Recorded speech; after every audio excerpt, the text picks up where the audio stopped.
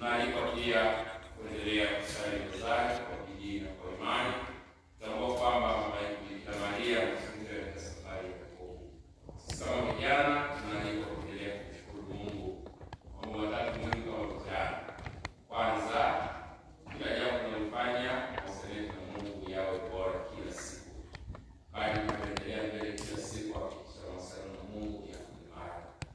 Na jambo la pili, kama vijana tunapoendelea kumshukuru Mungu, tunaalikwa kufanya kazi. Kufanya kazi kwa bidii. Na zaidi kwamba sisi ni sio viumbe wa kukaa peke, yaani viumbe wa kijamii, tunaishi na watu. Kwa hiyo kujitahidi pia kuendelea kujibidisha kuwasiliana na watu, kuishi na watu vizuri, lakini pia kwa namna pekee kuwa na watu sahihi katika safari yako ya maisha pia. Tumwombe Mwenyezi Mungu atujalie neema na baraka ya kuendelea kumshukuru Mungu na kukutana mara kwa mara katika maisha zetu, lakini pia tuendelee kujifunza mambo mbalimbali kuhusu kanisa, kuhusu jamii na kuhusu uchumi na mengineyo. Tumwombe Mwenyezi Mungu atujalie neema na baraka, pia tuendelee kudumu kushuhudia imani kwa maneno na matendo. Vijana, mapendo daima, daima mapendo. Kili dhambi zetu tuweze kumtolea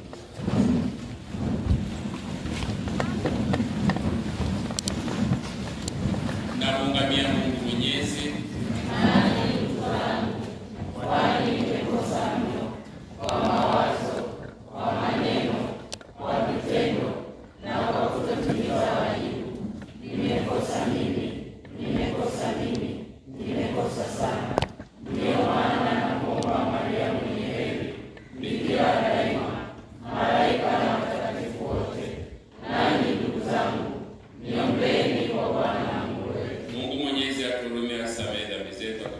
Kwenye uzima wa milele. Amina.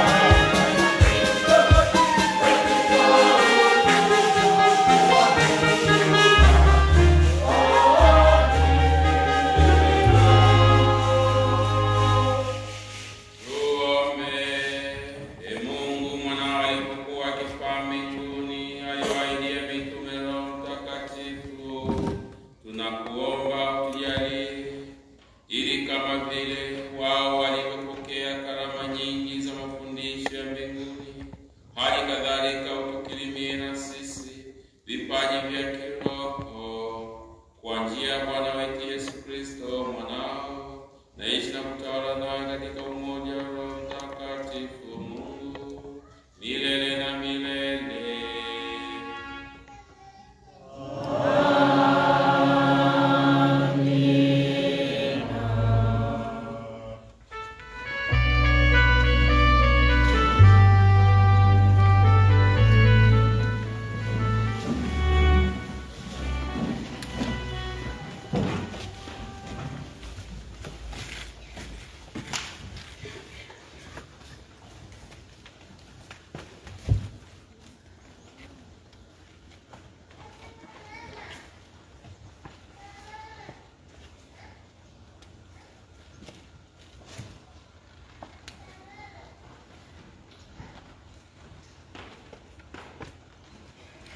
Somo la kitabu cha Matendo ya Mitume.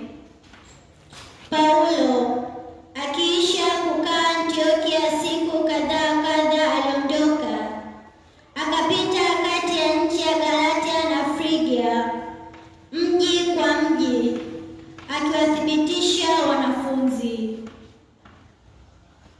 Basi Myahudi mmoja jina lake Apolo, mzaliwa wa Iskanderia, mtu wa elimu, akafika Efeso, naye alikuwa hodari katika maandiko.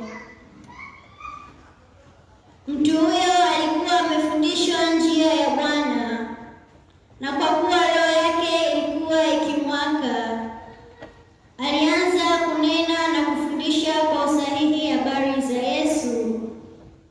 Naye alijua ubatizo wa Yohane tu. Akaanza kunena kwa ujasiri katika sinagogi.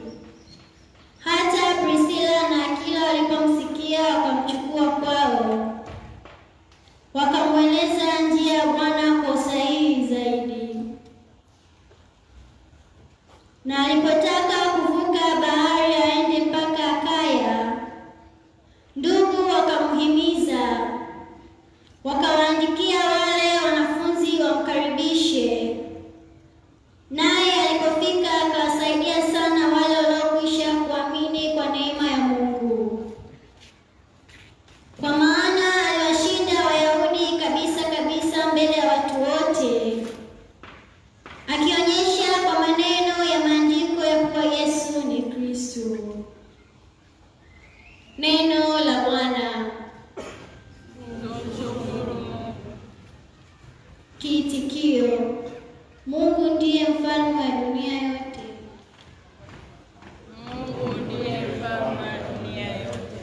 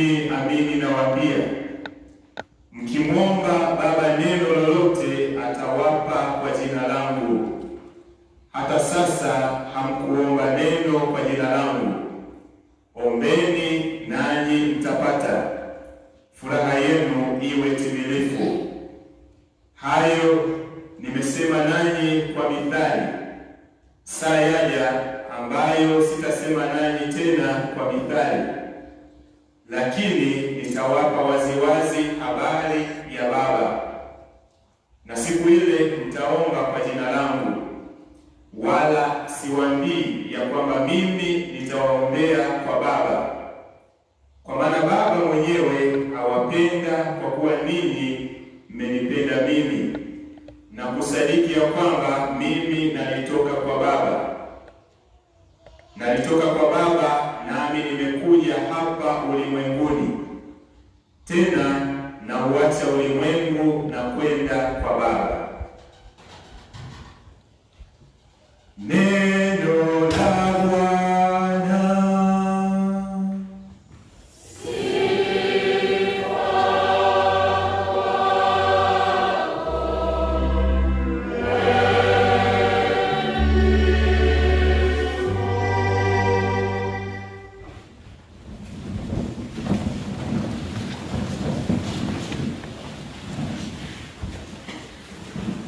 Tumsifu Yesu Kristo. Mapendo daima.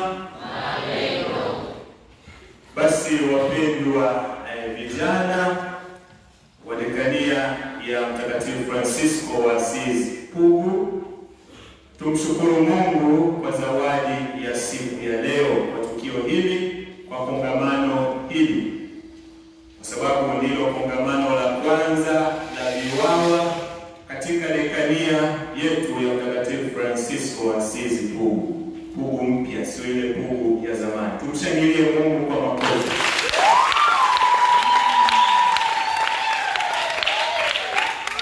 Lakini kwa shukrani hizo za kwa Mungu, tunamshukuru Mungu pia kwa sababu ya ujana wetu. Tunamwambia Mungu asante, kwa sababu ujana ni zawadi kutoka kwa Mungu. Ujana huo tutakuwa nao milele, unapita. Na hivyo sisi kama vijana tunatakiwa kutambua kwamba ni zawadi kutoka kwa Mungu ambayo ametupatia wakati huu, na hivyo basi tunapaswa kutumia ujana kikamilifu kwa ajili ya kulitukuza jina la Mungu, kwa ajili ya kumtumikia Mungu, kwa ajili ya kutumia vipaji ambavyo ametupatia, ili kusudi tuweze kuwa watakatifu na watu wengine pia waweze kuwa watakatifu. Tumsifu Yesu Kristo. Bila shaka mmejifunza mambo mengi sana mazuri kutoka katika semina iliyokuwa inaendelea. Lakini hata hivyo, tuna nafasi nyingine tena ya kulitafakari neno la Mungu. Katika masomo ya Jumamosi ya leo, katika somo la kwanza kutoka katika kitabu cha Matendo ya Mitume, tumesikia habari za Paulo pamoja na wafuasi wengine wa Kristo. Tumemsikia Paulo, misionari shupavu kabisa, ambaye alimwongokea Kristo, aliongoka. Tunajua historia yake haikuwa nzuri, haikumpendeza Mungu. Sasa amekuwa misionari mkubwa, anazunguka sehemu mbalimbali duniani akilitangaza neno la Mungu. Tunaambiwa kwamba yuko sehemu moja inaitwa Antiokia. Lakini huko pia kulikuwa na Myahudi mmoja jina lake Apolo. Huyo alikuwa ni mtaalamu wa maandiko matakatifu, hasa Agano la Kale. Pengine alisikia habari nyepesi kuhusiana na Yesu Kristo, akajua kwamba huyu ndiye Masia aliyetabiriwa.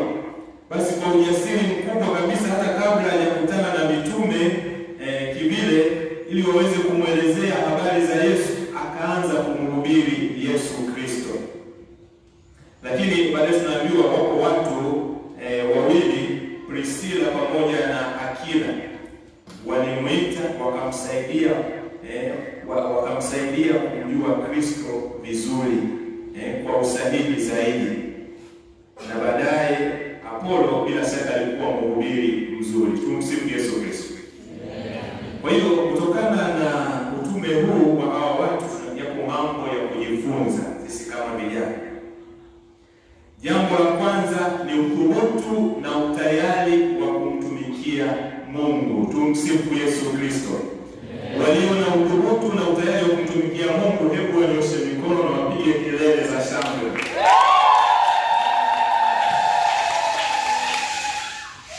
Paulo aliamua kweli kumtumikia Mungu tena katika mazingira magumu na hatarishi, pasipo kuogopa, pasipo kumwogopa mtu yeyote. Alikubali pengine hata kuchapwa viboko, alikubali kufungwa gerezani, na bado hakukata tamaa, akaendelea kusambaza Injili mahali kwingi kweli, huenda hata kuliko mitume wengine wa Bwana wetu Yesu Kristo. Ni kwa sababu ya uthubutu wake, kwa sababu ya ujasiri wake. Sisi nasi vijana tunaitwa kweli kuwa wamisionari, wa kulisikia neno la Mungu, kuliishi, kisha kulitangaza, kulihubiri, hasa kwa matendo yetu mema. Si tu kwa maneno, lakini hasa kwa maisha yetu. Maisha yetu kila mmoja wetu yawe ni mahubiri kwa wengine.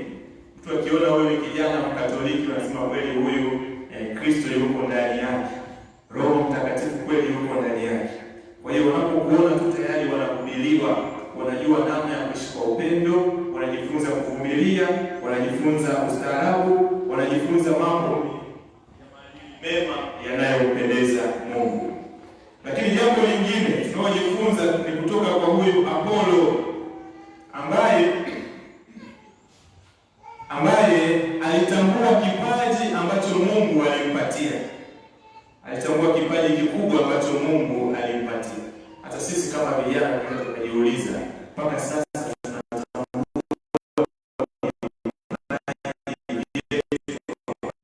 Mungu ametujalia.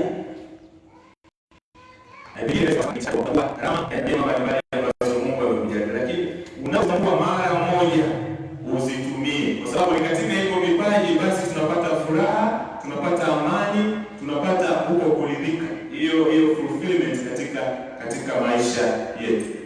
Tunapovificha vipaji vyetu, tunapovikalia, tunaposhindwa kuvionyesha, tunashindwa kujitendea haki, tunakuwa hatuko huru, tunakuwa tumebanana mahali fulani. Lakini tukivitumia tunakuwa huru, tunafurahi, na watu wengine wanaelimika na kufurahi pia. Kwa hiyo Apolo alitambua kipaji chake kikubwa cha kuhubiri. Hata kabla hajamjua Kristo kwa undani, alisimama kwa ujasiri kabisa katika masinagogi, akaanza kumhubiri Kristo. Sasa watu hao wawili, Priscilla pamoja na Akila, wakaona kipaji chake, wakamsaidia. Kwa hiyo hapo tunajifunza jambo lingine, kwamba tunapoona uelekeo wa kijana mwenzetu na kipaji fulani, kiwe cha kuimba, kiwe cha kutunga mashairi, kiwe cha kutunga nyimbo, kiwe cha kuruka sarakasi, cha uongozi na kadhalika, tuwe tayari kusaidiana, kutiana moyo, ili kusudi tuweze kusonga mbele, kanisa liweze kushine, kanisa liweze kuendelea. Kwa sababu tukianza kuoneana wivu, tukaanza kuoneana gere, basi kanisa letu litakuwa halistawi, tutakuwa tumejiharibu sisi wenyewe. Kwa hiyo tuige mfano wa Priscilla na Akila ambao walikaa na Apolo, wakamkaribisha, wakamtia moyo na wakamfundisha zaidi. Waliona huyu lazima atasaidia Injili iweze kusonga mbele. Kwa hiyo huko maparokiani kwetu, vigamboni, katika jumuiya, tutiane moyo. Na ukimwona bibi au kijana na sauti nzuri, basi mwambie wewe unafaa kuimba. Usianze kupa maneno ya kumkatisha tamaa. Na katika Injili sasa tuliyosikia kutoka Injili iliyoandikwa na Yohane sura ya 16 aya 23 hadi 28, Yesu Kristo anawaambia wanafunzi wake kwamba wadumu katika kuomba.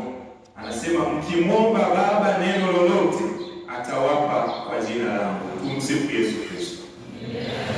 Kwa hiyo kama vijana tunakumbushwa umuhimu wa sala, umuhimu wa kuomba, kwamba tunaposali tunazungumza na Baba yetu wa mbinguni mpendwa sana. Sala ni kunyanyua mioyo yetu kwa Mungu, kumwelekeze pole. Pole au nyinyi mtakubali. Sala, tunapozungumzia sala ni kule kunyanyua mioyo yetu na nafsi zetu, hata pengine fikra zetu, hisia zetu kwa Mwenyezi Mungu, tukimtolea shukrani, tukimwomba neema ambazo tunazihitaji katika maisha yetu. Kwa ni mawasiliano kati yetu na Baba yetu wa mbinguni mpendwa sana, anayetusikiliza, anayetuelewa, anayetudhamini, anayetujali, ambaye yuko tayari kutusaidia tuwe watu bora katika maisha yetu.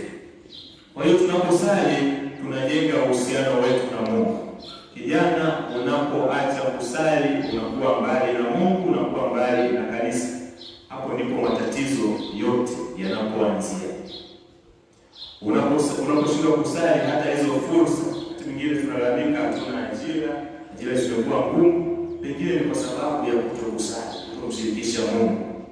Tunaposali hata hizo nafasi, hizo ajira tunaweza kuziona, milango ya baraka inaweza ikafunguka katika maisha yetu. Kwa sababu siku zote Mungu ananuia na kututakia kila lililo jema.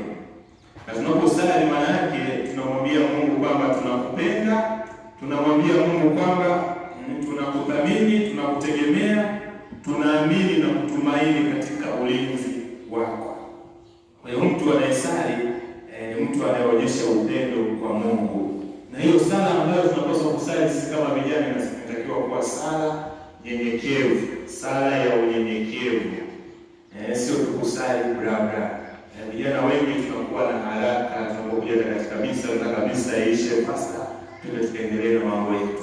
Au pengine unaweza kuona adhimisho la misa ni refu, linaboa au inakuwa vipi, lakini ukweli ni kwamba adhimisho la misa au sala ni kitu chenye thamani na ni muhimu sana katika maisha yetu kama vijana. Sala ni hazina. Ukianza kusali sasa hivi na ukamwomba Mungu mambo fulani unayotaka kuwa au kuwa nayo, na imani kabisa kwamba muda utafika, muda wake Mungu atakujalia kile ambacho unakitaka, atakujalia vile ambavyo unataka kuwa katika maisha yako. Mapendo daima. Kwa hiyo kwa hayo yote katika masomo ya leo tuyakumbuke. Lakini pia ningependa kuzungumza mambo yafuatayo ambayo tunapaswa kuyakumbuka sisi vijana wa Litania ya Mtakatifu Francisco wa Asizi. Jambo la kwanza ni wewe kama kijana utambue thamani yako mbele ya Mungu. Utambue kwamba kama kijana thamani yako haitokani na fedha, haitokani na muonekano, haitokani na umaarufu, wala hizo likes za mitandaoni, uko kwenye Instagram, kwenye Snapchat, kwenye TikTok na mitandao mingine mnayoifahamu. Thamani yako inatokana na kwamba wewe ni mtoto wa Mungu, umeumbwa kwa sura na mfano wa Mungu. Kwa hiyo kamwe usijione kwamba haufai, hauna maana, kwa sababu pengine hauna fedha ya kutosha, pengine haujapendeza, kwa sababu mwenzako, binti mwenzako, kijana mwenzako ana mavazi mazuri, basi unajiona haufai. Au kwa sababu umeposti kitu mtandaoni hujaona likes, basi unaanza kunyong'onyea. Sisi tunaalikwa kutambua kwamba thamani yetu inatoka kwa Mungu, kwamba tumeumbwa kwa sura na mfano wa Mungu. Tumepewa huo uhuru, tumepewa roho, tumepewa na huo utashi, vitu vinavyotupatia thamani. Mimi pia ni mwanafunzi wa chuo kikuu, nasoma moja ya vyuo vikuu hapa Dar es Salaam. Lakini mara nyingi nikiwa chuo naona wanafunzi wanakuwa wengi sana wanajali kuhusiana na muonekano wa nje, wanavyoonyesha namna ambavyo uthamani wao unatokana na vitu. Mtu anaweza hata asije darasani kwa sababu hajatengeneza nywele. Hajatengeneza nywele, anaogopa kwamba akiingia darasani watamcheka, au kwa sababu hana nguo nzuri, au kwa sababu watu wamemsema kwa namna au kwa maneno fulani, kwa sababu anajua thamani yake iko katika mionekano ya nje. Kwa hiyo kijana, leo tambua thamani yako iko kwa sababu wewe upo, ni mtoto wa Mungu na ni mwenye thamani sana. Kwa hiyo tusijilinganishe na wala tusijione kwamba hatufai, na tukumbuke kwamba daima Mungu ametuita sisi katika udhaifu wetu, si katika ukamilifu wetu. Ukisoma katika maandiko matakatifu katika kitabu katika Agano la Kale, Nabii Yeremia alipokuwa anaitwa na Mungu alianza kujiona kwamba yeye ni mtoto, na Mungu akamkumbusha akamwambia kwamba usiseme mimi ni mtoto. Kwa hiyo Mungu anatuita kila mmoja wetu na madhaifu yake. Petro ambaye alimsaliti alimkana Yesu, baadaye Yesu huyo akamfanya kuwa mkubwa wa kanisa, papa wa kwanza. Kwa hiyo hata sisi vijana tunaweza tukawa bora zaidi. Maisha yetu si ya ukamilifu, maisha yetu yanapoanguka kwingi. Muhimu tukumbuke kwamba tunapoanguka tusimame mara moja, tusimame kwa njia ya sakramenti ya kitubio, kwa njia ya sakramenti ya Ekaristi Takatifu, kwa njia ya neno la Mungu. Kwa hiyo tusisahau jambo hilo. Lakini jambo lingine ni kwamba daima kama vijana tusikate tamaa. Tusikate tamaa kwa sababu ya changamoto za maisha, kwa sababu ya kukosa ajira kwa mfano, kwa sababu nafasi tunazo nyingi sana na wala tusisononeke. Tuko nafasi kanisani, katika taifa, katika familia, katika jamii na kadhalika. Hivyo hatuna sababu ya kusema kwamba hatuna nafasi. Lakini vile vile kijana lazima uishi kwa malengo, uwe na malengo, usiishi tu kwa mazoea. Pasipokuwa na dira, lazima tuwe na dira, tuwe na maono, nataka kuwa nani. Ni wakati huu sasa wa kutambua tutakuwa nani na kumwomba Mungu akushirikishe, akusaidie katika hiyo safari ya kujitambua, uweze kujua wewe nani, utakuwa nani, na mwisho wa siku uwe kile ambacho unataka kuwa kwa ajili ya sifa na utukufu wa Mungu. Lakini vile vile tunapaswa kushinda hofu zote. Kijana, usiogope kuanza upya. Haijalishi historia yako ilikuwa mbovu, chafu, haipendezi namna gani. Wakati huu wa sasa, leo katika kongamano hili, uwe ndio wakati wa kuanza maisha yako upya. Kuanza maisha yako upya, maisha yanayompendeza Mungu, maisha ya uhuru, maisha mema yanayompendeza Mungu, maisha ya kutimiza ndoto zako. Lakini jambo lingine na la mwisho ambalo nipenda kuwashirikisha ni kwamba tuwe na uchaguzi mzuri wa marafiki. Tuwe na uchaguzi mzuri wa marafiki watakao kusaidia kukua, kwanza kabisa kiroho, pili kutimiza ndoto zetu, tatu kuweza kufika mbinguni. Na tukumbuke kwamba rafiki yetu wa kwanza ni Yesu Kristo, ambaye daima kama vijana hatatuacha. Hata tutende madhambi makubwa namna gani, yeye ndiye anayekuwa wa kwanza kutuita, anasema mwanangu, njoo unirudie. Ndio maana ametupa sakramenti ya kitubio, ili tunapoanguka basi tumrudie kwa unyenyekevu, kwa moyo wa toba. Kwa hiyo rafiki yetu namba moja ni Yesu Kristo. Hata kama marafiki wengine wamekukimbia, wamekutenga, wamekukwaza, wameshindwa kutambua thamani yako, kumbuka kwamba yuko Mungu, yuko Yesu anayekuthamini, anayekupenda, anayekutakia kila lililo njema. Tumsifu Yesu Kristo. Kwa hiyo vijana, kama hii safari ya ujana ni nzuri na ni tamu kweli kweli, lakini pia kuna changamoto zake. Haitakuwa rahisi wakati mwingine.